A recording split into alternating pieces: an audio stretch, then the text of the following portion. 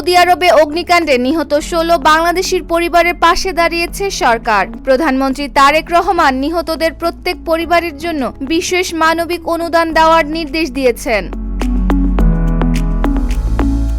এ নিয়ে সোমবার পররাষ্ট্র মন্ত্রণালয়ে একটি উচ্চ পর্যায়ের আন্তঃমন্ত্রণালয় সভা অনুষ্ঠিত হয়। সভায় নিহতদের মরদেহ দ্রুত শনাক্ত করা, দেশে ফিরিয়ে আনা এবং পরিবারগুলোকে প্রয়োজনীয় সহায়তা দেওয়ার বিষয়ে আলোচনা হয়।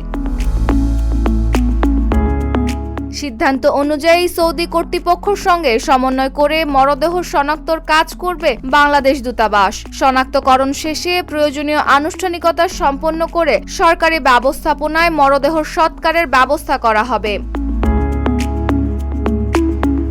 এদিকে নিহত ১৬ জনের প্রত্যেক পরিবারের জন্য এককালীন বিশেষ মানবিক অনুদান দেওয়ার সিদ্ধান্ত হয়েছে। এরই মধ্যে জেলা প্রশাসনের পক্ষ থেকে পরিবারগুলোর সঙ্গে যোগাযোগ করা হয়েছে।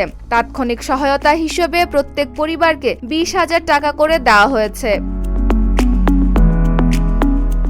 বাংলাদেশ দূতাবাস ও প্রবাসী কল্যাণ মন্ত্রণালয় নিহতদের পরিবারের সঙ্গে নিয়মিত যোগাযোগ রাখছে। Desk report, Dhaka post.